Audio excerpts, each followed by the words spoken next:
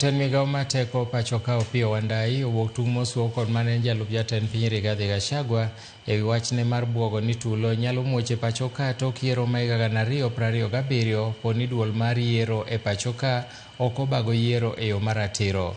Wandayi mane loso e kaunti ma Kisumo wacho ni en gi gino makelo buok kuom jo-Kenya kendo nyalo siayo tulo komedo ni ok en gima onego wuog e dho jatelo moro amora. Nomedo ni Gachagua temo olo koyo kuom oganda jo-Kenya kosingo ni piny owacho ma jatend piny William Ruto biro dhi nyime gi tiyo ne oganda jo-Kenya maonge luoro moro amora. Okwayo oganda Luo mondo oriw lwedo sirikal mar broad-based e neno ni gimedo yudo lokruok e yor dongruok. Mr. Gachagua must stop being a prophet of doom. This country will remain united.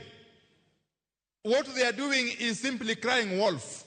They have already sensed defeat, even before the IBC is constituted.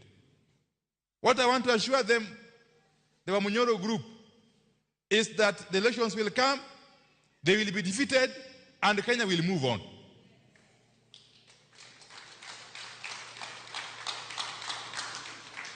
If he is wishing for trouble, then he is alone.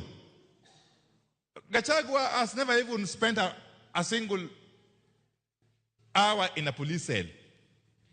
He has never even tasted tear gas.